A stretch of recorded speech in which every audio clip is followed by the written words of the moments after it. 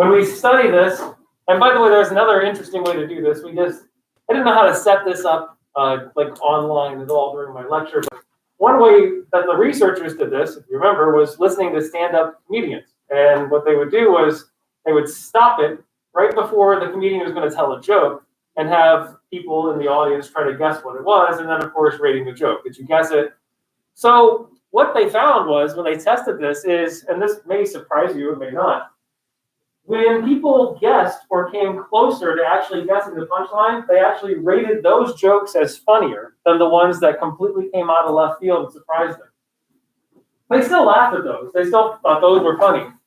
But the ones where they actually mastered it, they actually found was funnier, which kind of does not support the surprise hypothesis at all. And you saw me up here. I was laughing, and I've sung these jokes like at least 100 times. So the surprise hypothesis with incongruity resolution theory does not seem to hold up. Just a few more tidbits. I'm not sure if I mentioned this in that lecture or not, but a guy by the name of Kenny, back in 1955, he did this originally. What he did, they thought maybe he did something wrong, because what he did is he actually asked people, like jokes like these, he would ask them in hindsight whether or not they thought the joke was funny and how close they were to predicting it. He didn't actually do it in real time where they would predict the punchline. And it wasn't until later where other researchers did it just like we did. So we're not going to do that part. But anyway, so long story short, that would be a nice bridge between like talking about theories last week and coming in here. So the last little bit to write down about incongruity resolution theory is that the surprise hypothesis has not been supported, although that would be an easy one to replicate in the humor lab someday. We could tinker with that. I just thought of that. That's a good idea. So just a few questions, just to get you guys, just to make the bridge, because we're making a leap. We're done talking about theories. We're done talking about basic stuff. Now we're talking about what I think is maybe more interesting parts of the class, even though the theories can be fun to talk about in fact. The chapter 7 is all about how humor develops from a tiny person to a much larger person. But what do you guys think? Some of the questions we're going to talk about today, I'll just get two, just to get your brains shifting in the right direction. Where do you think you get your sense of humor? Are you like anyone in your family with regards to humor or not? Yeah. Yeah, me and my dad have pretty much the same sense of humor. Okay. My dad, I think. So maybe it's, how would that happen? Genes? Well, I mean, growing up watching the things that he watched and seeing him laugh at them, I think I probably just thought that. Yeah. Okay, what's left to do? Do you have any brothers and sisters? Yeah. Are they like that too, or no? My brother is. My sisters are pretty much the exact opposite. Huh. Maybe you're onto something. Maybe there's a transmission of humor from fathers to sons, but not from fathers to daughters. Well, they're pretty similar to my mom, so. Seems logical. Don't look at me like that. What was that? So they're pretty similar to my mom. Huh. Interesting. So they're more like your mom, you're more like your dad. Yeah. Oh no. See, there goes the theory. This is what happens, right? I was going to say the same thing. I have the same sense of humor for dad. Maybe dads transmit humor more than mothers do. I don't know. And I don't know why I'm going like this. This is where the humor comes from. Anybody else? Is anyone not like anyone? That's kind of, I'm kind of an oddball in the classroom then, because when I think of my dad and my mom, I mean, they both have their own, I guess, variation of a sense of humor, but not really like mine at all. In fact, I don't know, me and one of my sisters kind of share some, but not the same. Anybody else? No? All right, well, next question. And again, this is just talking. This is just to get your brains thinking of what we're going to talk about. When do you think humor starts?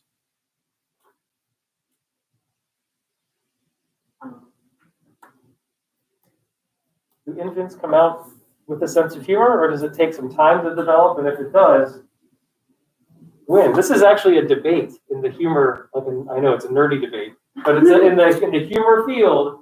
There's a division. There's actually two camps, and I'll reveal that in a second. Well, you were going to say something. Well, going off of what you said about last week with your daughter and how like it took her like a year to get the joke because of like the dual Yes, thingy. lettuce.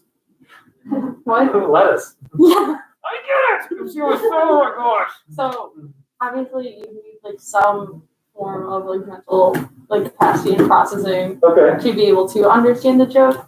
So you're mentioning lots of interesting words like mental processes. I mean, So when does that start? Was that it? 5 that she developed probably a sense of humor? 5-ish. I don't know.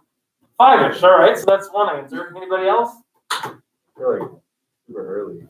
Like what do you mean by super? Like, I don't know, 8 months old.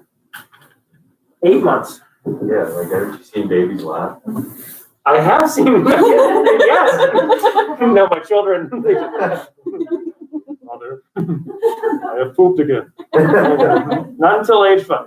So 8 months, maybe even sooner. Yeah. Oh, absolutely. Anybody else?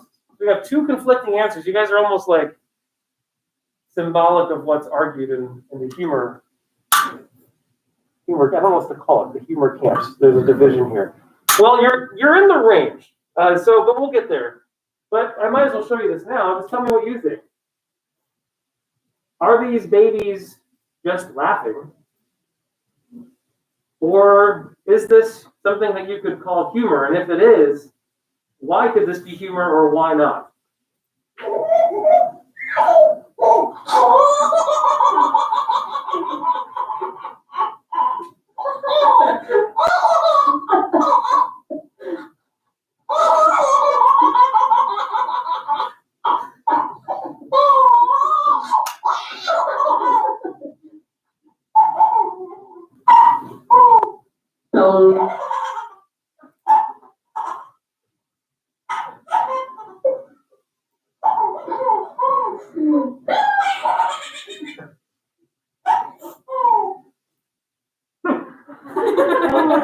Well, what do you think so far? I mean, try it. I mean, this also maybe is a good representation of how humor develops. And go over to Dante and just go up to him and rip his paper. See what he does, and then rip it again.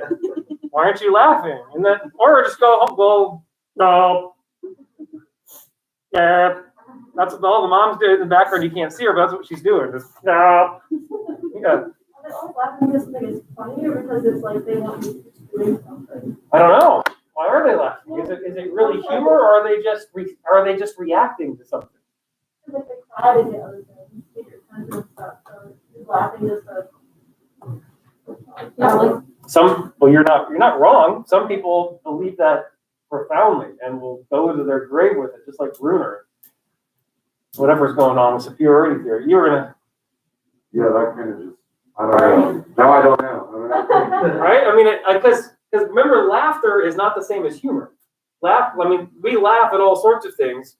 We smile at all sorts of things. It doesn't necessarily mean is that humor, because laughter is something different. Laughter is just the noise that you're making. Maybe it's just a reaction. That baby's not laughing. Took a lot.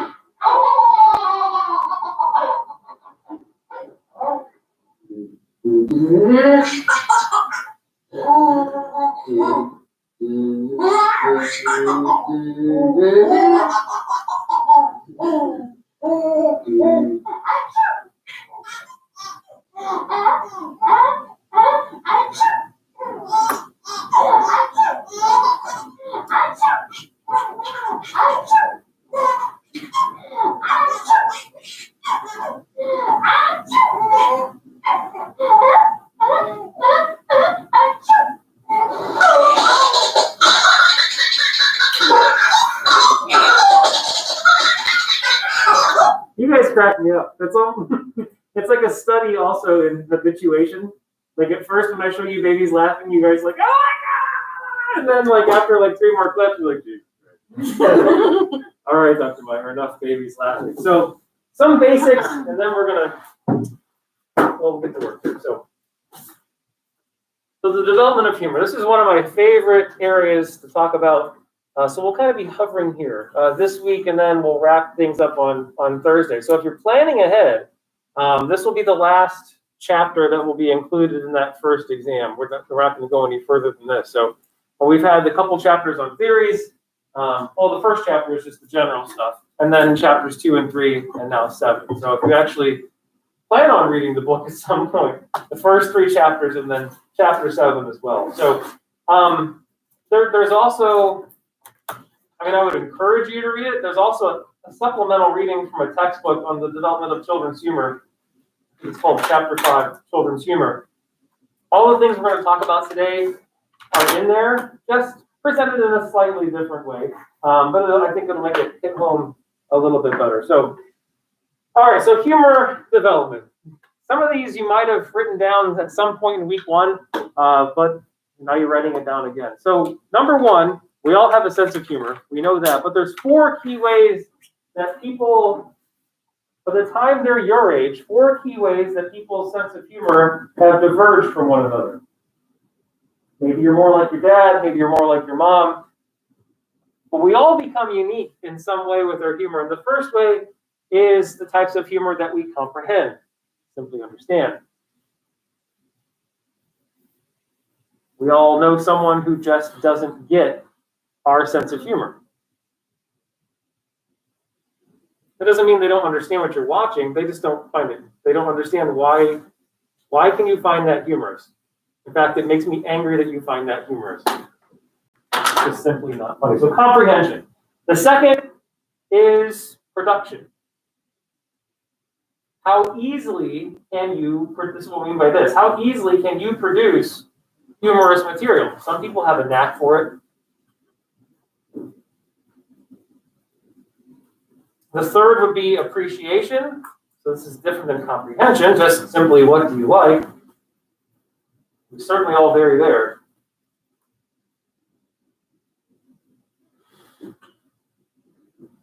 And then the fourth is simply how often do you express it in your daily life?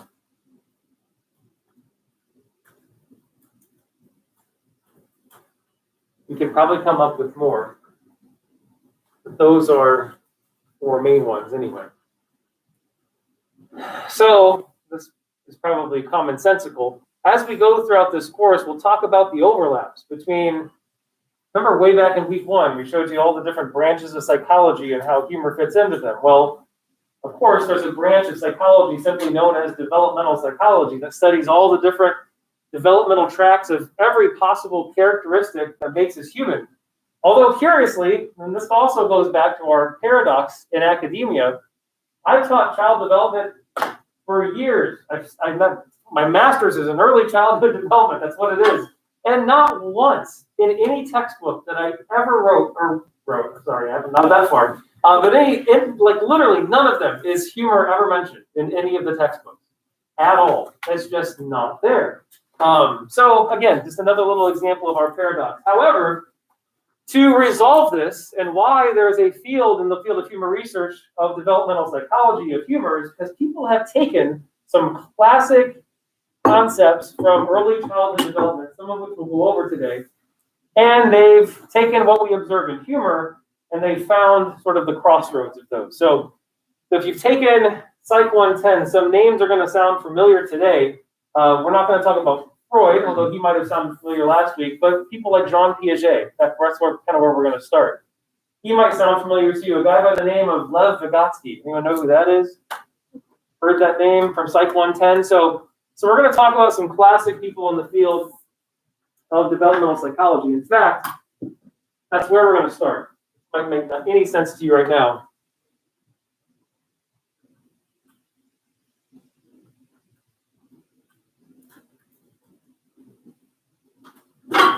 So this, what we're going to talk about next briefly, I'll try to be as brief as possible because this is not a developmental psychology class, but it's really impossible, just like it was impossible for me to explain Freud without explaining to you the nuts and bolts of how his theory works.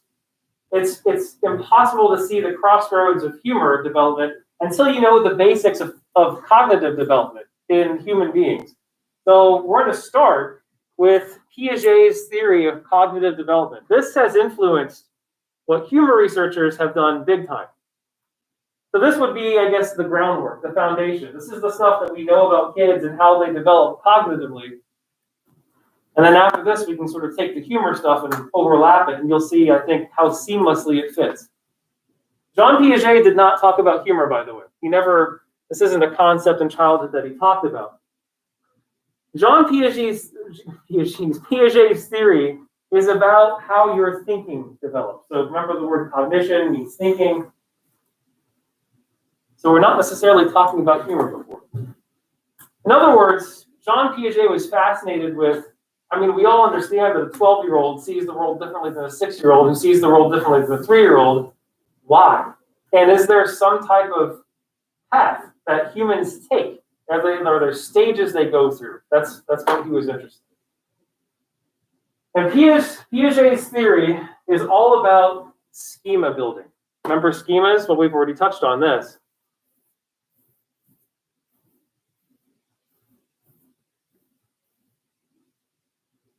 To be really basic, Jean Piaget said, as you develop, you gain more schemas.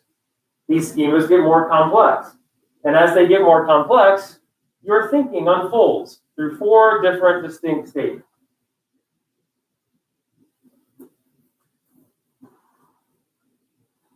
So cognitive development is really a cascade of schema development. Schemas get built inside your brain, they become more complex, and as they do, you pass through 4 really distinct stages of cognitive development, or the way your thinking develops.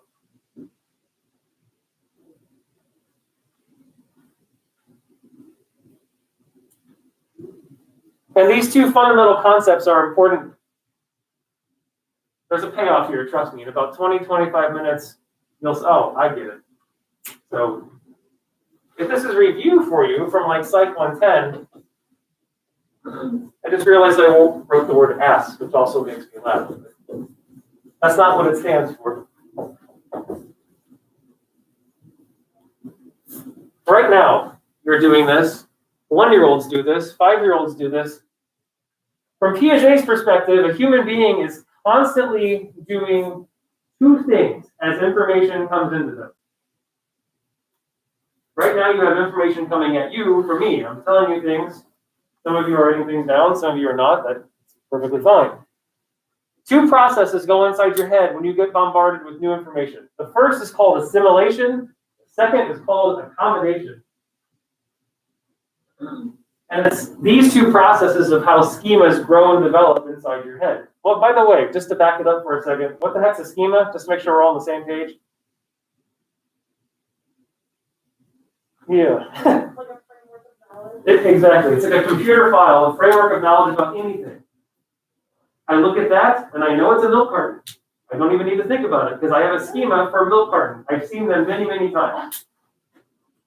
Well, it's a water jug, but it looks like a milk carton. I know it's filled with water.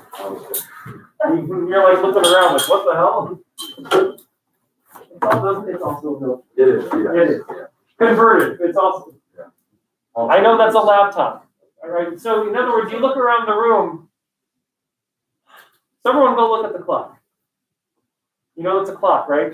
Nothing happened. You're not like excited or stimulated in any way. And by oh shit, it's moving. He's a wizard. No, so what you all just did is something called assimilation. With assimilation, this is a really simple definition. No new learning happens. But something does happen that's important. No new learning happens. So you just look at the clock and gain any knowledge because you've seen 1,000 clocks. Probably more. You learned it. That is true. And that clock's a little fast. But what you did do, and this will become important later for humor, what you did do is you took an existing schema and applied it to that information. You have a schema for clock. When you look at the clock, you take your schema for clock and instantaneously, you don't even think about it. Your brain just registers clock.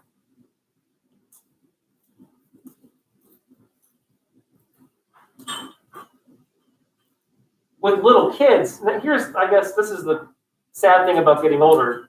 You've seen and experienced so much, it gets harder and harder the older you get to do the other thing. Because accommodation is something completely different. Accommodation is when new learning happens. And it happens in two ways. The first way is you could literally build an entirely new schema. What if you don't have a schema for the information you're receiving? Well, you're going to have to start somewhere. I'm not sure if I mentioned, I feel like I mentioned this, but I'll never forget. One of the fun things of being a parent is, well, especially if you're like into psychology, you realize my child has very few schema. Let's build one today. But I remember Hayden, the same lettuce girl. She had to be like 9 months or so. Or she was in the kitchen, like holding herself up, like trying to fall down. And we're just like hanging out in the house, and like just looking around, like what the hell do we do? We've done a lot of things. And I just happened to glance up in the cupboard, and I saw leftover bubbles from our wedding. We had a little box of like little bubble blowers or whatever, and I'm like, huh. And I looked at Hayden, I looked at the bubble blowers, and she's hanging around. And so I realized, it dawned on me, like, she's never seen a bubble before. Well, this will be fun. So I took out one of the little bubble blowers, and I went up to her, and I'm like, hey, Hayden. And I started blowing, and the instant I started blowing a bubble, her eyes got like, and she looked at me like, and the bubble got bigger, and then it detached itself, from the wand, and it started to come, and she's holding on, she can't escape, and it started coming towards her, and she's like, whoa, and I'm like, geez, it's gonna be okay. And then of course it like hit her in the nose, and it popped, and she stood there, and then she started laughing, and we had to do it for an hour. Like, oh, okay, here we go, getting all the bubbles out. And I kept telling her, bubble, yeah, bubble, yeah, sure. Like, she can't talk, she's 9 months old. But anyway, right then, she came up with some kind of word for it, like, it was weird. I don't know, some kind of foreign language. But she named it. And then she would like point and say, Xinjiang. Like that was her, she knew. She created a schema inside her head for this thing that had rules, and now she knew it was safe and it flew through the air. That's accommodation. The other way this can happen, though, is if you just modify a schema. So you can create a new schema or just modify one. For instance, when a kid knows a cat is a cat, like they have a house, they have a cat at home, there's my cat. They also might learn at school that this huge thing called a lion is also a cat. Oh, so cat can mean this, or it can mean that thing in the jungle. So you can expand your schemas too. All right, so assimilation, accommodation. And as you can see, as you experience life, you just gain, right? And they build on each other, and they become related. And by now, you've got this warehouse of schema inside your head that helps you navigate the world. All right, so now where it gets interesting, though, is his stages. One of them we're going to zoom in on. The others will just sort of explain. So Piaget argued that you progress through 4 distinct stages of cognitive development. And one thing that's not up here, but it's important to understand, is that this theory is what's known as a constructivist theory. What? I'll just write this down because constructivist theory, since it's not up there. Anyone know what that means? And I think by the time we go through these, over the next 10 minutes, you'll get it. Well, I'll tell you. But what he means by this is once you cross into stage 2, you can never go back to thinking like you did in stage 1. Once you cross into stage 3, you can never go back to thinking like stage 2, and so on. In other words, these are like portals that you pass through. And once you cross through, you can never go back. An example I always use, which is kind of sad and heartbreaking when you think about it, you remember make-believe? Yeah, you can't do it anymore. You can pretend. But do you remember how magical that was? Like you could literally be someone else or something else in that moment. My kids do it. Well, the 13-year-old plays with the 9-year-old. The 9-year-old's on that threshold of losing it, which is weird. But there was a time when make-believe was a thing. You can't ever go back. You can, of course, pretend. Of course you can. But you never recapture that way of thinking and seeing the world. Kind of what Piaget was fascinated with. All right, so let's get started. 4 distinct stages. We start out in something called the sensory motor stage. And I'm going to give you some ages. Although Piaget was very adamant when he said, these are just rough ages. Every kid's going to be a little bit different. But roughly we're like 0 to 2. So think those kids that you just saw in the video. Which actually, this is where something becomes important. Were those kids really experiencing humor or not? Well, in the sensory motor stage, think of it this way. To escape a stage and go on to the next one, there's a set of things that you need to achieve. Think of it like a video game. Like in a video game, right, you need to collect this or become this, and then you go pass on to the next stage. Well, in how Piaget saw his theories, his stages unfolding was, once a kid has mastered fill in the blank, then they're ready for the next stage. So the question will be, as we go through these, okay, what are the things that a kid is mastering at this time in their life? What are the highlights? Well, in the sensory motor stage, it's a couple things that you take completely for granted. Of course you do, because you're 18, 20, 22, I don't know how old you guys are, 21. Went up to some China eagle the other day. This kid, you're just taller than I am. Like, I'm buying my beer and I sit it down. And turn the light on. He's got to get help. Can't scan it. He's not 18. I'm like, you're freaking 18? Like, the Jolly Green Giant, man. Anyway, my age radar is way off. I don't know why I'm telling you this. So, what are the things that you need to accomplish? The first is something called symbolism. I mean, I'm going out of order. Symbolism. Again, something you take completely for granted.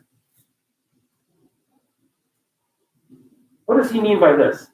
Piaget, symbolism. Not even something that's on your radar anymore.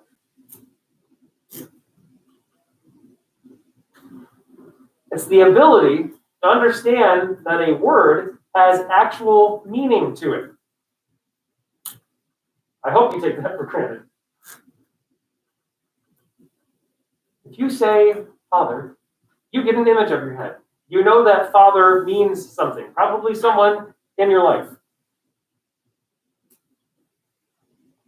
When do kids start talking with actual words? Right around the age of 1. In other words, that's when the first meaningful language comes out. There's lots of babbling before that, but right around the age of 1, kids learn how to identify and hold a symbol inside their head. So again, it's something you take for granted, symbolism. That one's actually not going to be so important. Well, a little bit for humor, but not so much. But this one is going to be important in about 25 minutes. Anyone know what the OP stands for? Do I have permission to touch the cup? You want to touch the one that I haven't seen putting in my phone? Sure. Okay. Right, ready? Magic trick. Mm-hmm. Gonna make it disappear. Are you watching? Yeah.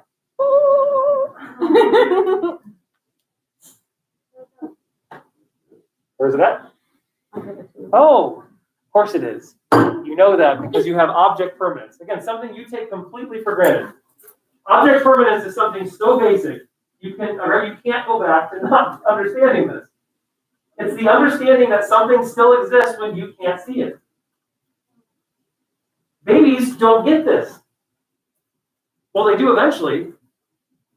But once this develops, Okay, now you're ready for the next stage. If you didn't know, then you can play with a little infant that's like 3 months old or so.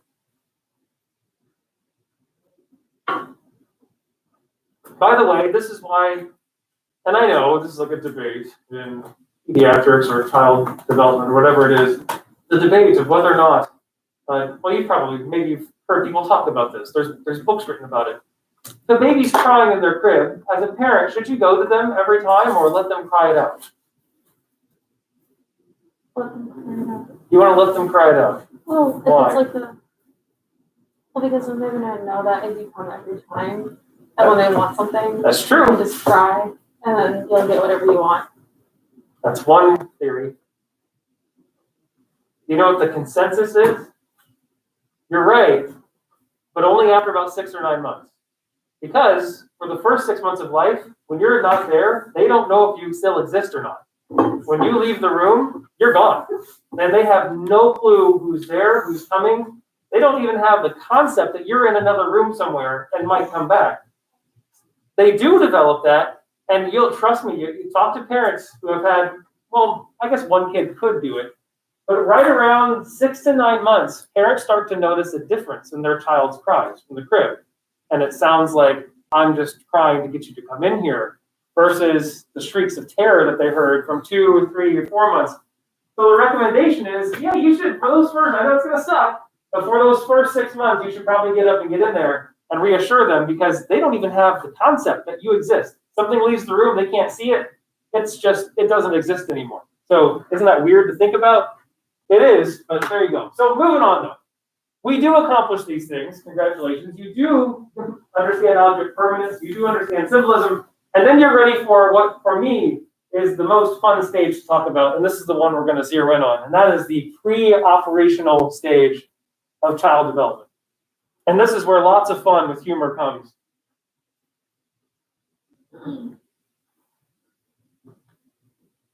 There's a phrase that describes the pre-operational child, and we're talking about kids who are anywhere between about the ages of 2 and about 6 or 7. Again, ballpark. So like preschool to like first grade. Fragmented, illogical thinking. Doesn't that sound like fun? Fragmented, illogical thinking. We're not going to talk about all the different obstacles that kids accomplish during this stage to cross into the next stage, but we're going to zoom in on 2 that are important for the world of humor.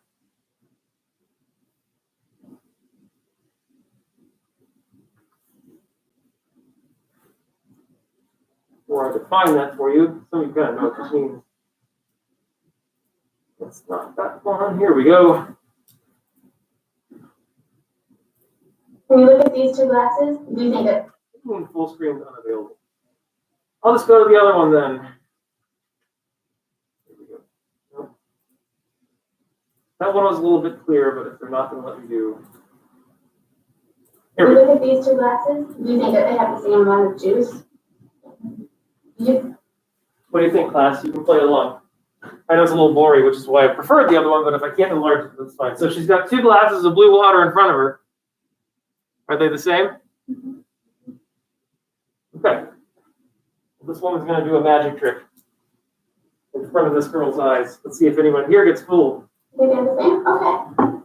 Now we're going to pour this juice into this glass.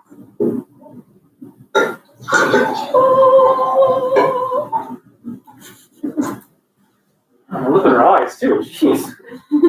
All right, let's say you're really thirsty. Which would you prefer? The glass on the left or the glass on the right, and why? No, I want your answer. Which one would you get? I would choose the glass on the left. That way it looks better. Awesome. I like my glasses low and to the ground. That's fine. Perfectly fine. Well, which one has more?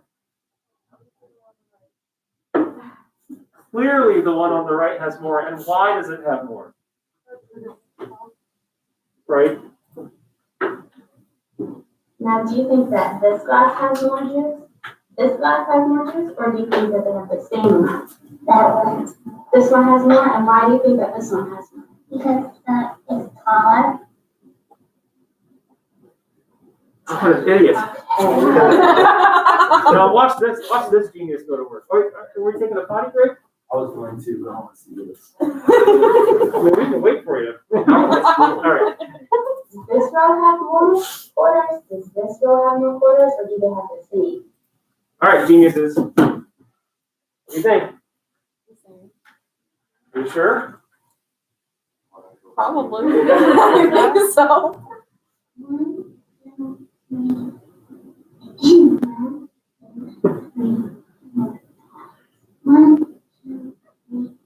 Take your time. They're the same? Very good. Oh my God. Okay. Does this row have more quarters? Does this row have more, or do they have the same? That one has more. What the hell? Pigtails wound too tight? What is she gonna say? What's her excuse? It's not taller. Wider. Yeah. It's more. It's more. More. Yeah. She'll try to explain it. There's more quarters? Why does this row have more quarters?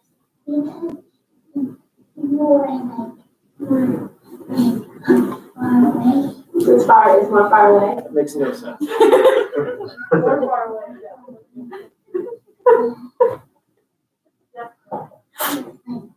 You see the shame on her face? Yeah. Okay, one more. Alright, we're gonna play a game with your grandpa, and we're gonna share them between you and your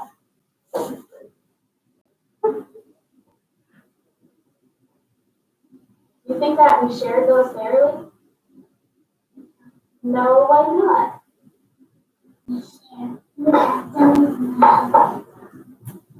Well, why don't we try that?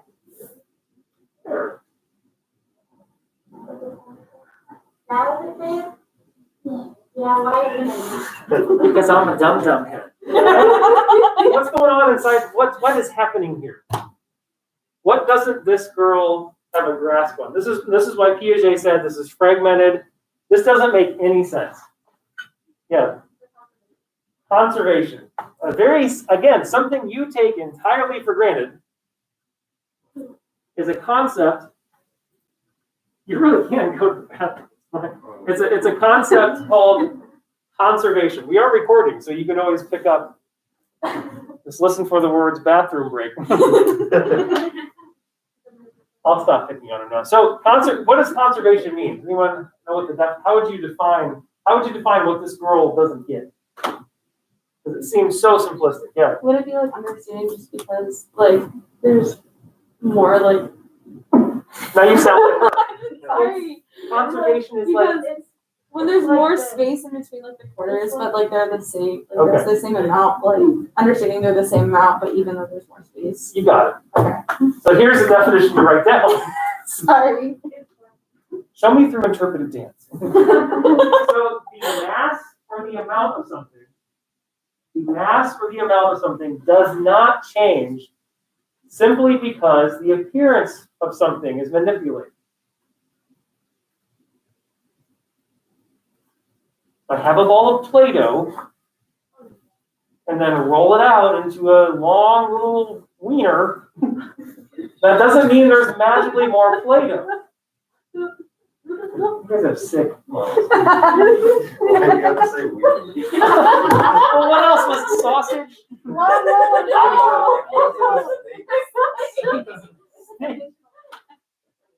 I don't know.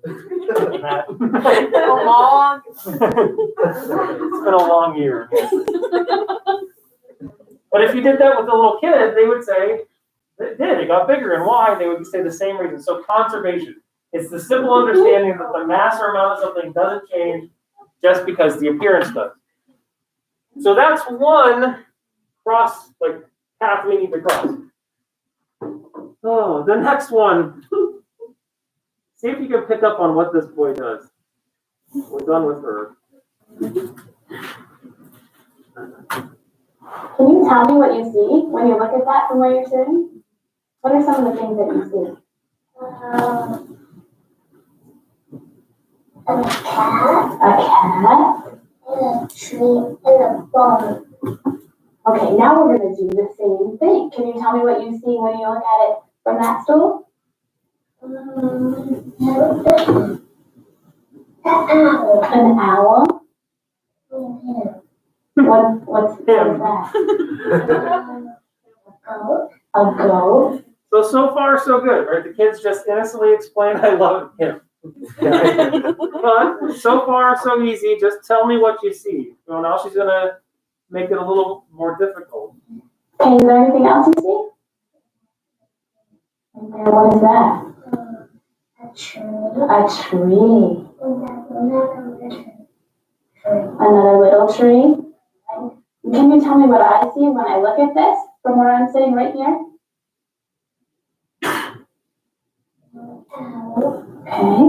And a goat. Mm-hmm. And that. What did he just do? Did you catch what she asked? She asked, tell me what I see from my perspective. And what did he do? All he did was recite what he sees. Again, something you take completely for granted. Although this one, though, I have very vivid memories of. Let me tell you a quick embarrassing story.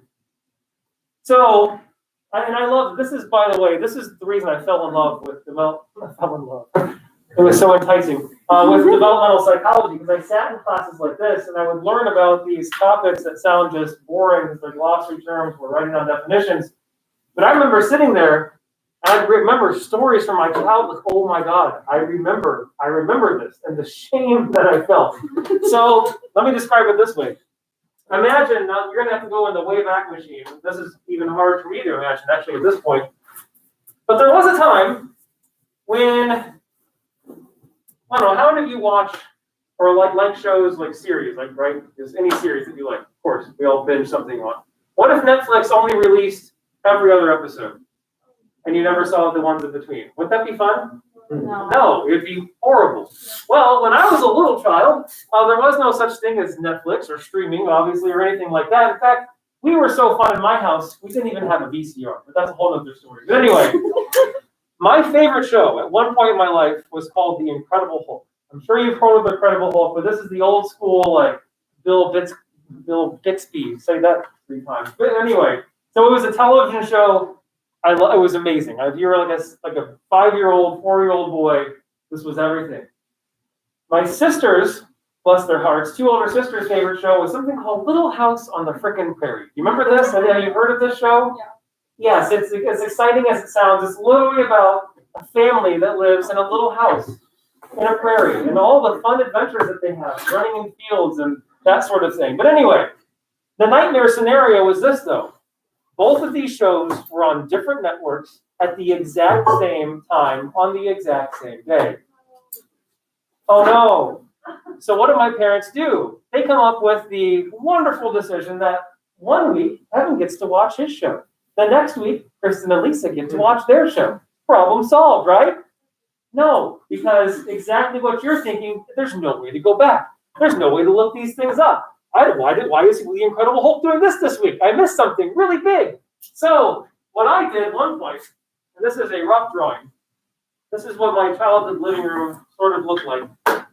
Here is the TV. It's rather big. Maybe you've seen them in your great-grandparents' houses. It was wood, and it was gigantic. Have you ever seen these TVs that are like pieces of freaking furniture? Probably weigh 200 pounds. Here, this is appropriate, is an ugly pea green couch. And here is a lovely orange recliner. So this was Little House on the Prairie night. And my sisters are sitting here.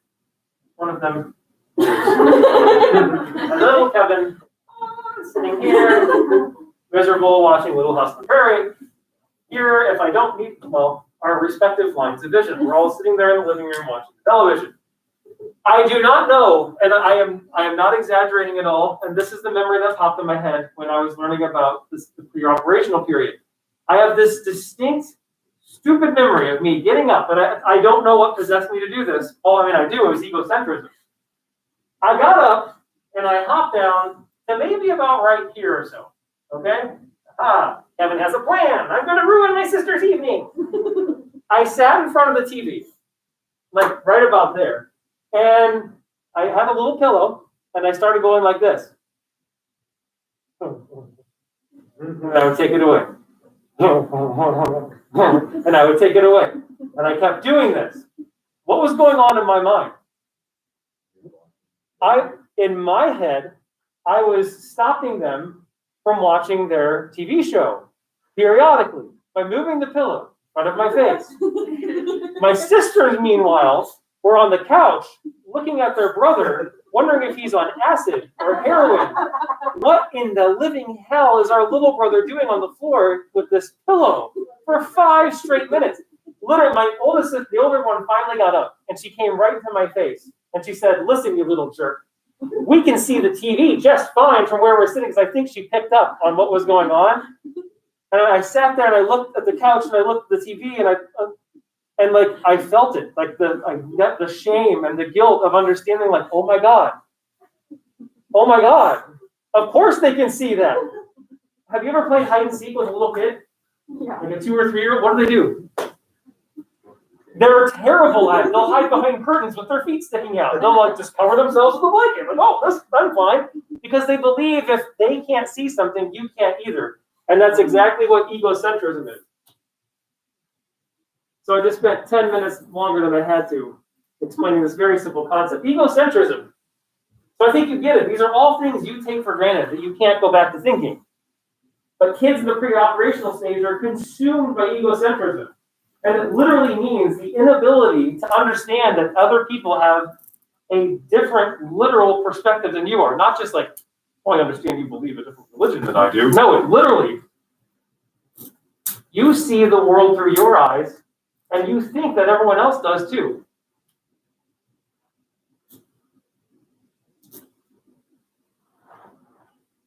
And finally, these last two will kind of pick up the pace here. Concrete operational, now we're getting to like 7-ish, 12.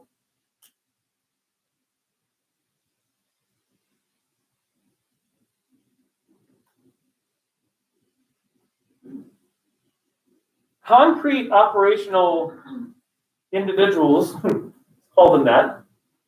In fact, my 9-year-old is full of it right now, are dominated by what we call dichotomous thinking. Dichotomous thinking. I also have a memory of this. Sorry, I'm telling all these stories. The year was 1986. My dad just got a black Chevy S10, which was awesome. And the reason it was awesome, I had never seen this before. It had a digital speedometer in it. Oh, I had never seen this in I used to just fly. I was about 8 years old at this point, kind of right where my 9-year-old is, and it's funny because she does this when we're in the car. I'll just tell it from her version, maybe it's cuter. But we'll be driving. She knows the speed limit on our road to go to school is 25 miles per hour, right? Of course it is. So what does Daddy drive? 29-ish, 30, somewhere in there. And she'll like grab me. She's like, slow down. This is the lettuce girl, by the way. And I know what she's doing, but I sort of play along. I'm like, what are you doing? Somebody will grab my shoulder. I'm like, we're going to get arrested. I'm like, what do you mean we're going to get arrested? You are speeding. Like, no, I'm not. She's like, it is 25, Dad. It is 25. Like, you are going 29. And and the conversation is endless. It doesn't matter. We'll just dance in circles. So you just got to let her understand that. That's dichotomous thinking. You're either speeding or you're not speeding. There is no such thing as the gray area in between that we all know, like, well, if it's like 3 or 4 miles per hour, they're not going to pull you over for that. That's not really speeding. I mean, technically. But dichotomous thinking is thinking the world is made up of yes or no, black and white. And kids, man, they can get passionate about issues, legal issues, social issues, because they take such a hard line stance in their minds that something is 100% right or 100% wrong. And they really just don't have the ability to see the in-between. But once they do, then you're ready for formal operations. When you're in formal operations, you have the ability to see the gray, and you have the ability for what we call what-if reasoning or hypothetical reasoning.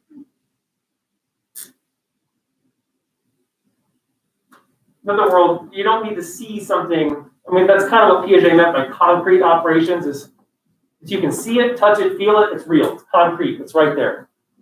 But with formal operations, there's possibilities, there's hypotheses, there's the gray. You can question things. You can test things. Does this make sense? Kind of a quick walkthrough. You can take a whole class on this, by the way, so that's how much we just shoved this into a tiny time frame. All right, so now we did the groundwork. So you got that down. So let's go back to our question. We watched those babies. There are two, and here's where they stand. You guys were close. You were in the ballpark at least. On one camp in the humor field, people say that humor starts around the age of about 3 to 4 months. I think you said 8 months. You're close. But yeah, early on, in other words, about 3 to 4 months. The other camp says it doesn't start until about 2 years of age. That's a pretty big gap of time. In other words, there's a lot of people who would watch those babies and say, I know they're laughing, but that's not really humor. And there's other people who would say, yes, it is. And a lot of this research was done by two guys. You can write their names down if you want. You're going to see their names a lot in this chapter. Schroef and Waters, or Schroef and Wunsch. Way back in the 70s. But first, let's see. They were really interested in studying babies and smiling and laughing. Let's talk about two different things that people might observe and say, maybe that's humor. The first would simply be smiling.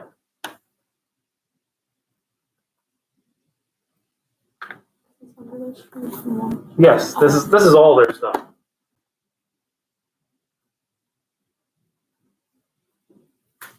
Gotta make sure I'm on the right page here. So I'm kind of going along as we go. So smiling really begins in about the first month of life. When I say smiling, I mean in reaction to something. Babies can instinctively smile if they're asleep and all that. So in reaction to things, babies start to smile around the first month. And it's usually what produces the most smiles is tactile, touching them. But it has to be their caregiver, someone they know, someone they're familiar with. So smiling in response to something, the first thing babies smile at is tactile, touching them in a silly way or a different way, or whatever it is, with their caregiver. That's an important caveat there. As the months unfold, it sort of follows this pattern. Number two, they start to smile at visual stimuli. Think of those babies that you saw. You saw parents touching their infants, doing something, making funny sounds. So visual stimuli. And then right around the age of 3 to 4 months, they start to smile at things they recognize, especially faces that they recognize,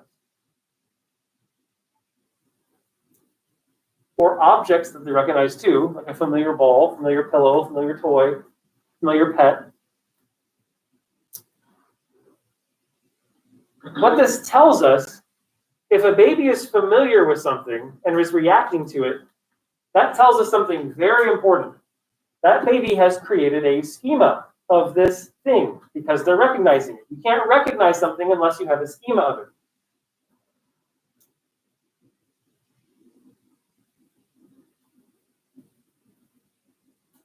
And there's something else that's very important that develops here. Not on here, but I wrote it down there. Around 3 months of age, babies develop something very important, which could be very important if you're talking about something like humor, and that is the social smile. In fact, this is a red flag if this doesn't develop for autism, perhaps being a diagnosis. As early as 2 to 3 months, it's a big red flag if this doesn't develop. Anyone know what the social smile is?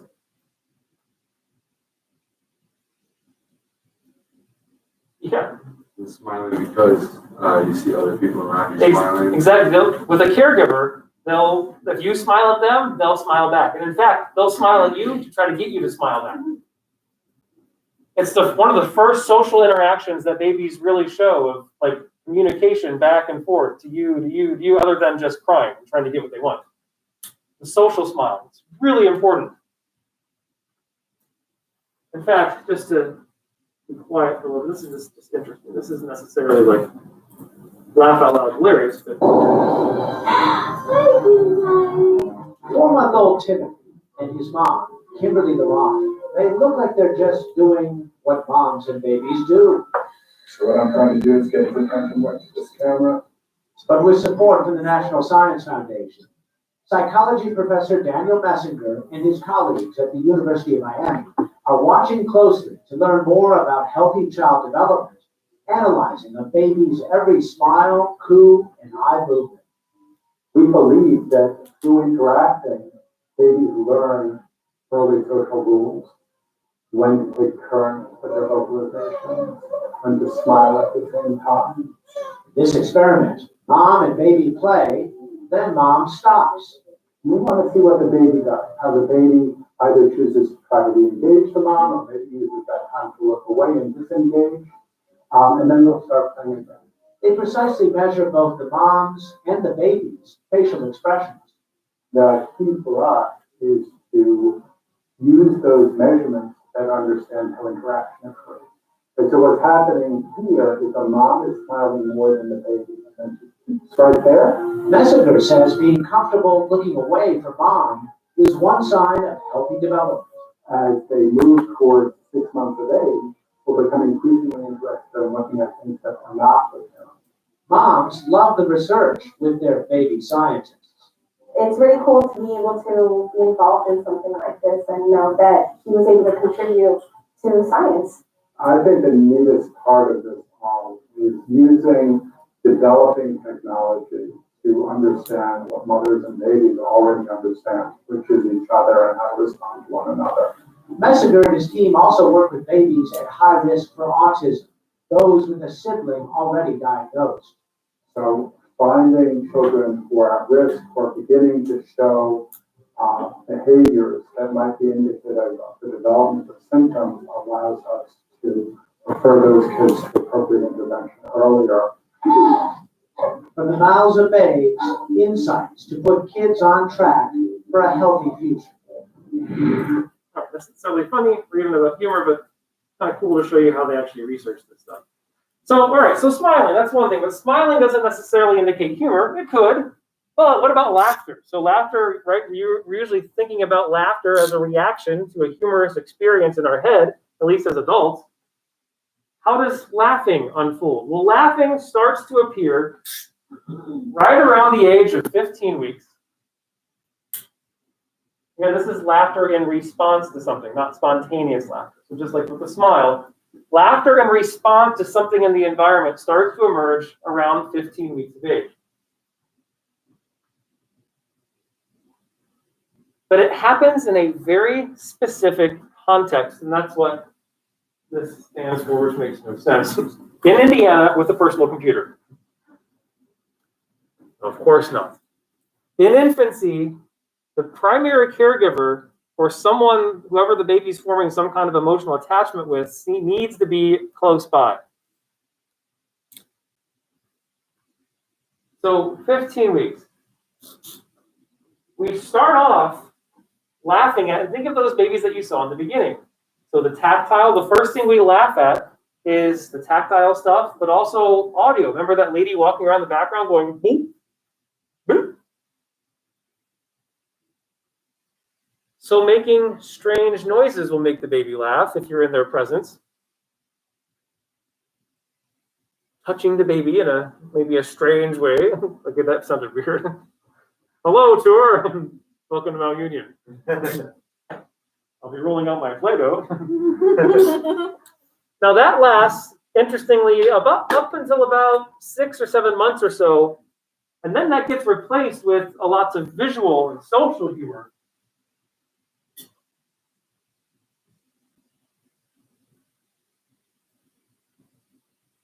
In other words, we start to see a pattern. Here's the emphasis. Why I gave you those two examples. It's very clear in infancy that things that were funny at month 6 cease to become funny at month 9. those things cease to become funny at month 12. In other words, just like you might no longer laugh at the lettuce joke, infants also seem to show this cascading, like, oh, I don't laugh at that anymore. That's so like 5 months. Man, your humor is so regressive. I need some visual stimuli in my environment. Right? So we're seeing this. So their conclusion was, although it was kind of rudimentary, is that infants seem to laugh at things that are posing some type of cognitive demand on them. Because we know the baby's developing, and we know there are things they laugh at is changing. So maybe, it was just an idea, maybe babies are laughing at things that are somehow challenging their cognition a little bit. And they also concluded, this is just early stuff, that 95% of the laughing babies do, and this is just from observations, 95% of the laughing happens in the presence of the primary caregiver, not with strangers.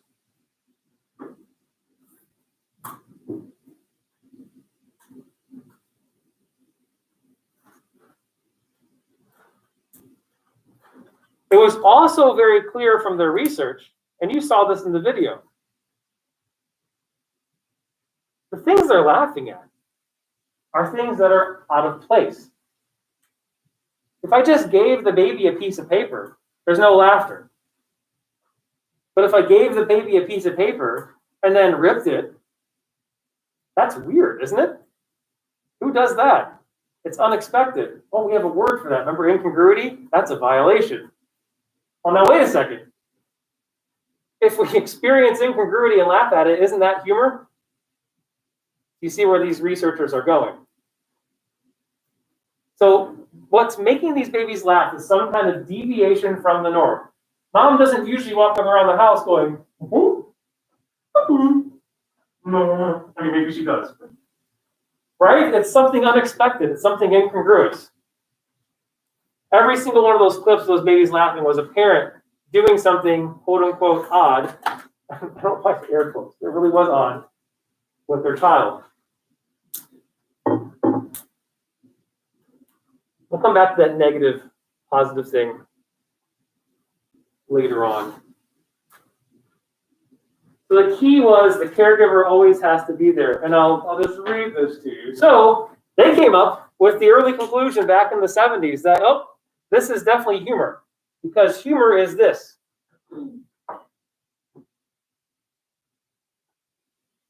Perceiving in a positive way incongruity in the environment while in a safe, playful, and non-threatening environment. The perception of incongruity in the environment in a positive way while in a safe, non-threatening, I'm probably putting it in a different order, safe, playful, non-threatening environment. In other words, I feel safe, I'm with mom, I'm with dad, and or legal guardian, and I'm perceiving some type of incongruity in a positive way.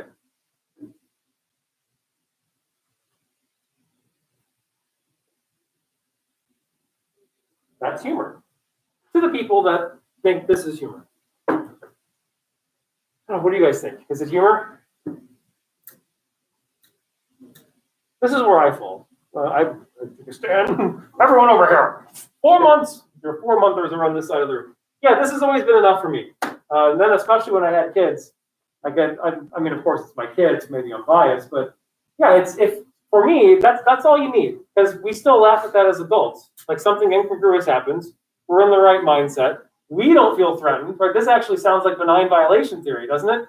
You don't feel threatened. It's benign. It's a violation. So if we apply our most modern take, then this is it. But you don't have to agree. And believe me, there's plenty of people who still don't think this is true humor. It's all dependent on how you define what a humorous is. So now we're coming to another basic psychological principle. We did Piaget and his theory. We'll get more on that later.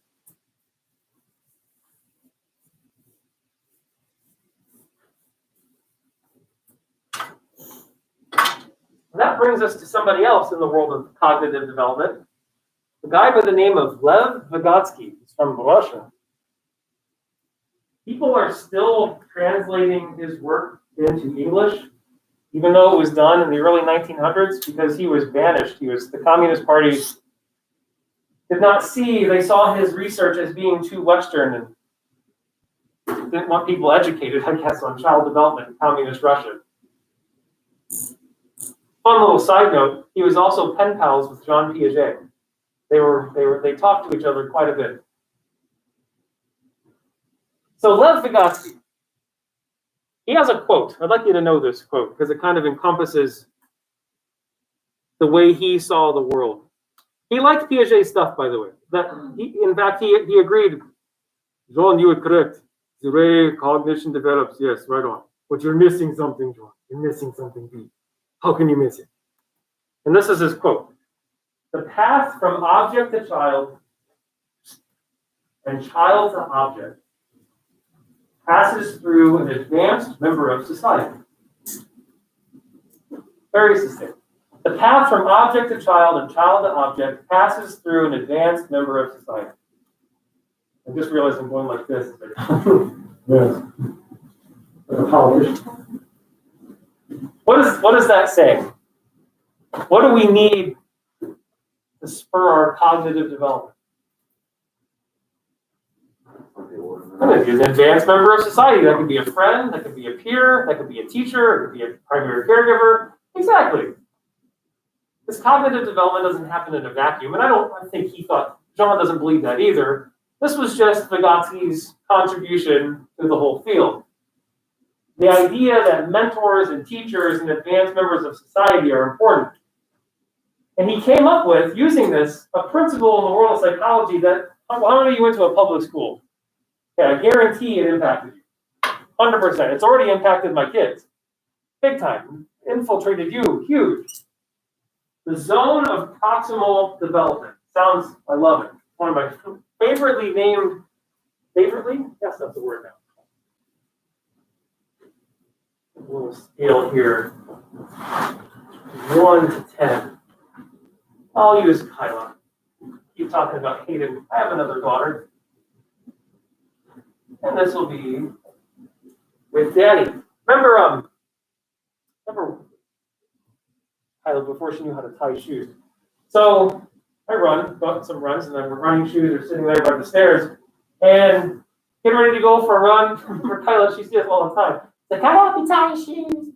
I'm like, oh, okay, sure, that's fine. Like, okay. And she'd like wrap the shoelaces around my ankle. Yeah, I'm like, yes, that's great, Kyla. Thank you for helping me. And then she'd tie it in some kind of rudimentary knot, and then like walk away. Like, okay, thank you. Okay. And then off she goes, and it's adorable. And now my leg hurts, my circulation's cut off, and I have to do it all over again. You ever watched a kid try to learn how to tie their shoes? Yeah, exactly. It's like oh my God. Like, you just want to get down there. So, kid, ask Kyla when she was 5 years old to tie her shoes by herself. Nope, not very good. The first part's always easy, right? Oh, I can do that. And then it's the stupid bunny part that just gets, then it all falls apart and you just walk away. Early on, by herself, I'd give her about a 2. That's not very good. First part down, but then there's crying, there's giving up. It's just pathetic.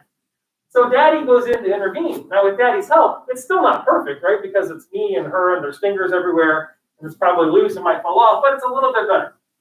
So with Daddy's help, 6.5. So in other words, it's better, but it's not perfect. What is the zone of proximal development? Don't you remember? Who was your pathetic teacher at Psych 110? Yes. Who didn't emphasize this? Yes. Is it like the part where you help her jump the method where she's learning how to do it herself? You're on the right path. Because of the zone of proximal development, that's the concept. No? All right. Well, here it is. This is the zone of proximal development. The zone of proximal is the gap between how well a child can perform a task on their own and how well they can do it with assistance. So it's like a performance gap. And what Lev said, which changed the world of public education, probably private too, but I'm not sure. I've never been. And they can kind of make up their own rules, which may or may not be a bad thing. But Lev said, the best place to teach a child. Here, no, child get bored. Here, no, too advanced, child get bored. Here, best place to teach child. Now he's like Mr. Miyagi. He's no longer from Russia, now he's from Japan, and he's 85 years old. So yeah, the best place to teach someone is close to how well they can do with your assistance. Imagine walking into German 500 and you've never taken German before. They'd be teaching you way out there, way too advanced. You're not going to get it.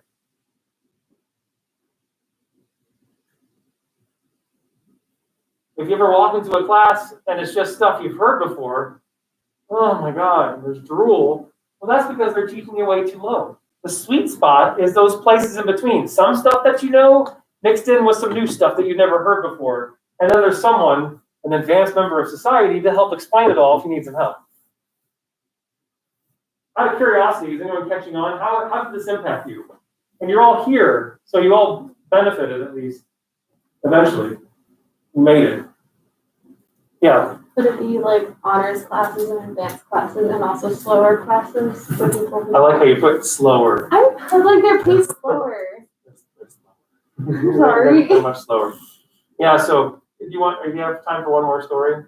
Always. I mean, if not, but anyway, when I was in, if this is just popping in my head, if I don't share it, I'm going to tell it to a stranger in Walmart just to get it out. So when I was a kid at Ayersville, so get this, Ayersville High School, this is actually elementary school. Did you have a question? Did you say Ayersville? Like Ayersville? Yeah, that's where I'm from, Steelers fan. Like, which Ayersville though? There's more than one? Is it in Northwest Ohio? It certainly is, 4 miles south of Defiance. That's where I went to school. Are you fucking serious? I'm sorry, but like, are you serious? Like, I feel like some of you feel like this is a planted moment in your class. Yes, I'm very serious. Good joke. yeah, that's where I went to high school. I've never met anybody else. What?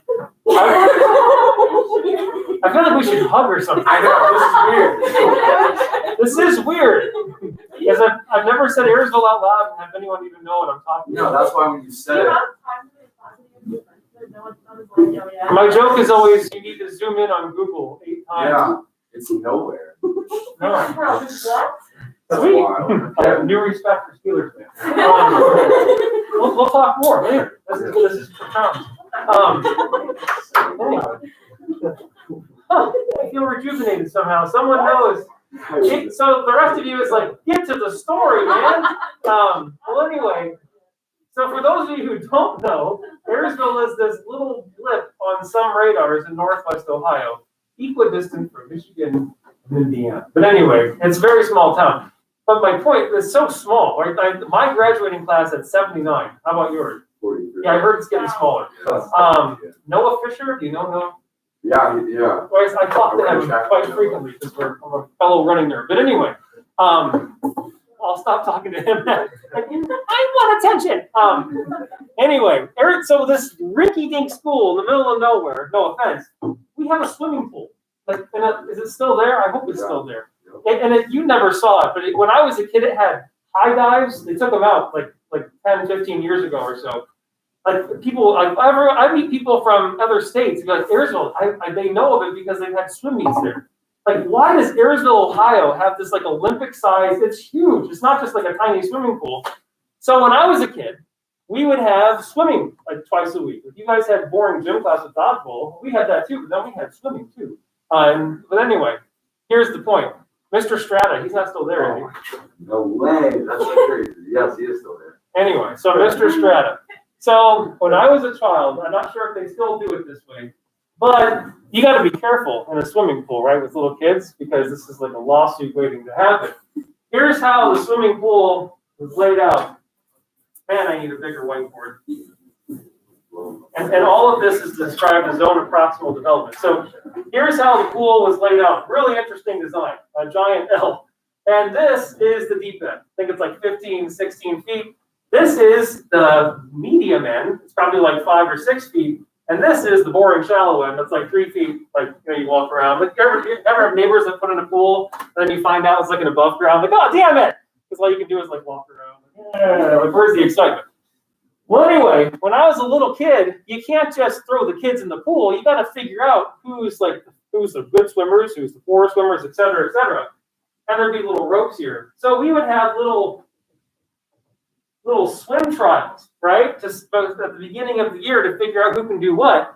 And we got little names associated with. So the really good swimmers, Mr. Strata, by the way, no, Mr. Strata, he was the coach, and he would always come out with his whistle. He's older now, so maybe he's lost some of this. He was one of the hairiest men I've ever met. Not anymore. No, he hasn't lost it. Oh, he's still. No, he's one of those guys. Like, you ever seen a male of the species who puts on a T-shirt and they've got so much hair that it's like puffing out, like oh yeah. So I remember, he would like take off his shirt, like he would like look like Chewbacca swimming. He was an excellent swimmer. He was a really nice guy, really good teacher too. But he would run our swim trials, and he would assign us. And we would find out, we'd all line these wooden benches along the shallow, and we'd all sit there and wait to find out how we did. And he would have this little clipboard, and he'd get out there with his whistle. All right, Jimmy, Greg. And he'd start nailing all of his names. You're waiting for your name. Like, get over there. You're the Sharks. Who doesn't want to be a shark when you're 8 years old, right? And guess what the Sharks got to do? They could go anywhere because they're the good swimmers. They could go off the diving boards. They can go in the deep end. They can go in the mediocre end. They're not going to spend any time in the shallow end because they're sharks. Then he would have another class, and he would call out the names. Jeremy. I can't remember any names. There's only 79 of them. You're the Dolphins. Okay, that's still semi-cool because dolphins have, like, the thing, and they can jump through things. And the Dolphins, I mean, they had it pretty good. They could go here, and they can go here. And this is key. Is this right here? There was a basketball hoop. It's still there. So you can at least play the fun water basketball, right? Was I in that group? No, apparently not. I eventually made it, but when I first started out, I was in the third group, and he would call our name, and all the frick we could do was just walk around the stupid shallow, and we weren't going to watch all the other kids play. Yeah, I'm splashing. Guess what we were called? The tuna. That's what we call this. The sharks. The sharks eat tuna, don't they? I mean, that's the point. All of this to tell you, we've been doing this for years in different ways. The way the zone of proximal development's impacted you is by putting you in tracks: low math, high math, accelerated math. You're in the college. When I was a kid, they didn't even beat around the bush. I was in low math, and they called us. I remember I went to high reading but low math, and I remember thinking as a kid, I guess I suck at math. And guess what? I still believe to this day. I still believe I suck at math. I think that ingrained in my head. I'm low math, and to this day I even joke about it. Oh, I suck at math. Do I really? I don't know if I still suck at math, but anyway. But that's why. Because Vygotsky said zone of proximal development, and for the first time, public schools said, all right, you need to test kids and put them into different groups. All you low kids over there, you sharks, all the tuna over here, and we started putting people on different tracks. That was a long way of just explaining that. My mind is still a little blown. All right, so what in the world does this have to do with humor? Well, it has something to do with humor. Ziegler took this old psychological concept and came up with something called the cognitive congruency principle.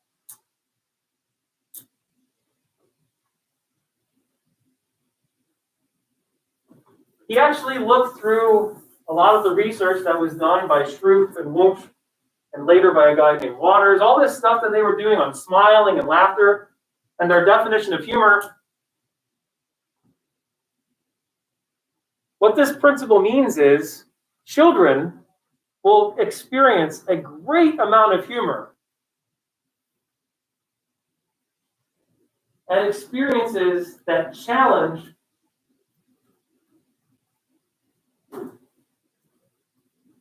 their current state of cognitive development.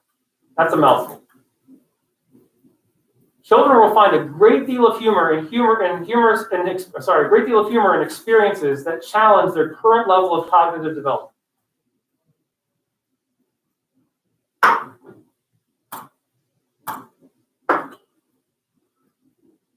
For example, terrible at telling jokes. Pizza joke. How's the pizza joke? Well, here it is. Mr. Jones isn't work there anymore. Mr. Jones went into a restaurant and ordered a whole pizza for dinner. With me so far? When the waiter asked him if he wanted it to cut into 6 or 8 pieces, Mr. Jones said, "Oh, you'd better make it 6. I could never eat 8.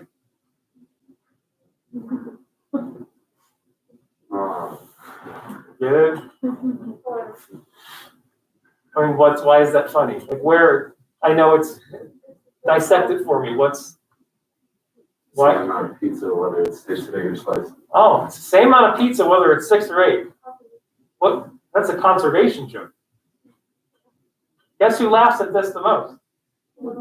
Kids who are right at the cusp of the pre-operational stage. Kids who have just mastered conservation find this joke hilarious. Kids who don't, like, whatever. Younger kids just get confused. They don't understand this is even a joke. Like, oh, yeah, who could eat 8? Jeez, I can only eat 6 too. And then older kids are like, just like your reaction. Like, oh, that's great. Same size. But kids who are just mastering conservation find this hilarious. The cognitive congruency principle. It's the same deal with my daughter and the lettuce joke, right? By association and synergy, but it's also true. Get this, how would you like to make a career out of studying peekaboo? Yes, there's a whole field of research that was dedicated to studying peekaboo. And it was all based off the cognitive congruency principle.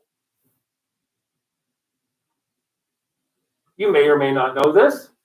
Why would you? Unless you have children. But peekaboo is the funniest for kids aged 6 to 12 months. Before 6 months, it frightens kids. Like, oh, no, stop. What are you doing? But there's a sweet spot, right? And it actually kind of peaks right around 9 months of age. And of course, you know how peekaboo works, right? But again, the context though, peekaboo only seems to be effective, by the way, with the primary caregiver or someone that the kid is really extremely familiar with. But here's a little bit, just since we're on it, some things to know about peekaboo research and the work that they did. This is good advice if you ever have a child. When playing peekaboo, the babies, the infants that are enjoying this, prefer people over toys. You can play it with toys, but they definitely prefer it if it's you. And I said you, mothers is on there, but that's a little bit of a disclaimer. I just mean a primary caregiver, someone they're familiar with. They absolutely prefer someone they're familiar with. Well, why? Let's apply some humor knowledge that you already have. You have a schema for mom, for dad, right? You recognize that face. What's our ingredients for humor? You have to have incongruity. If it's an unfamiliar face, it's not, the whole thing is incongruous, and it's just weird. There's no violation. So we got the social aspect. We prefer people over toys. We've got the schema aspect. We prefer someone we're familiar with over strangers. We also prefer this to happen really up close, rather than far away. They tested this with parents like, hi, and then they go away and pop back up from far away. It's like, I mean, they see it, but when it's up close, it's funny. So something about arousal. We didn't cover arousal. I forgot we didn't cover something called arousal theory. But there's this idea that the more a kid is emotionally aroused, the more humor they're going to find in an experience. There you go. There's arousal theory. Now we've also got a little bit, believe it or not, of incongruity resolution theory. Because something called trick trials don't seem to work. What a trick trial in peekaboo is, why would you know this? So you're here, you go behind the couch. Okay, you're going, they're waiting, here it comes. Oh. And instead of popping up where you disappeared, you pop up way over here. This actually confuses the kid. And they usually don't laugh. They just look puzzled and they look confused.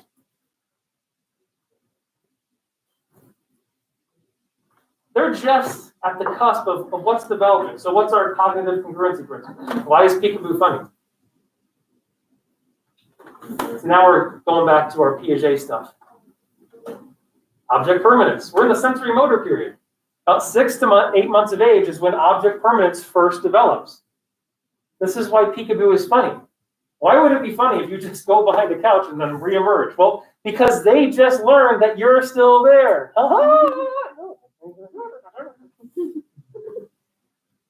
But emerging in a new place is too much. That's, if we go back to the cognitive congruency principle, that's like German 500. It's too out there because they can't resolve that. They're not there yet. Object permanence, by the way, also develops in stages. It starts off very simple. They need to see something reappear right where it disappeared. And they'll look for something right where it disappeared. And if they don't find it, they'll actually give up. They think it's gone. It's not until later where they'll keep searching because, like, well, I know it's here somewhere, right? You actually don't develop that I know it's here somewhere thing until about 3 or 4 months later.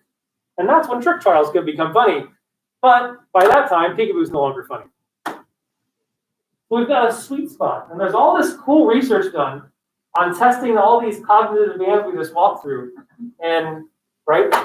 Peekaboo. I mean, hide and seek. Hide and seek can just be fun. I'd like to play a game of hide and seek. I'd get a kick on it. But kids don't just enjoy it for the game. They think it's hilarious. Why do they think it's hilarious? Because they're just mastering egocentrism. They're just mastering this stuff. So they don't just enjoy it for the game. They laugh the whole time. They think it's like the freaking funniest thing in the world when you find them. Like, oh my God. All right. I think we're good. That's Tuesday. We'll hit the brakes.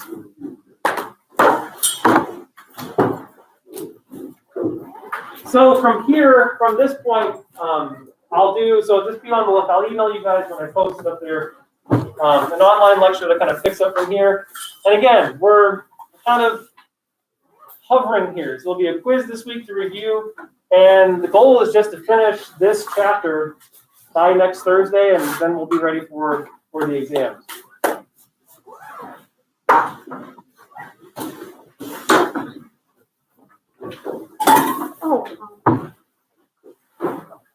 So how'd you end up at Mount Union from Marysville?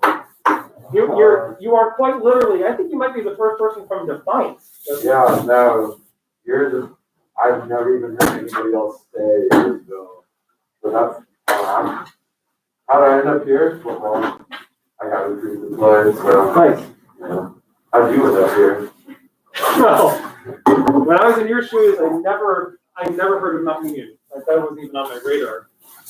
I went to Ohio State, stayed there forever for 12 years. I wanted a job in Ohio at a smaller place and found this place. Right place at the right time. That's actually insane. Is our football program still like Terrible? terrible? Yeah, we suck. Really? Wow. I was there during the McCord years. We were really good my freshman, sophomore, and junior year. Yeah. And then you know who Chris Sales is? Yeah. I know the name because Yeah. He left my senior year, and we got a new head coach, Adam Baker. No idea. But he sucked. He was a terrible head coach. That's And we went from 14-1 my junior year to 5-5 my senior year. Is that the year we played Patrick Henry? Yep. And we lost by like when you were there. Like the heartbreaker at the end. So Terrible. We should have ran it. I don't know why we did. So man, I was at this will take you way back. It was 1986. I was at the game in the Horseshoe in Columbus when we lost by 1 point. Really? Yep, that was So I was neighbors. I lived on Pleasantville Road. I'm sure you know where that is. That's where I grew up. And I was neighbors with Chance Lee and all the good players. Chance Lee, yeah, he's my buddy Chris is his stepson. He's in my grade. That's crazy. So I talked to him on Facebook. you might know the Schlochters and the Oh, yeah. Wires. And, Well, I'm good friends with Renee Schlachter, who's now, Drzeski, is what I call her, but she married, not Chris, but Dean. She married Dean. Who started the bus, Dean Schlachter. That's too funny. Crazy. Just I wild. went to school with all the kids, like we're on the same grade.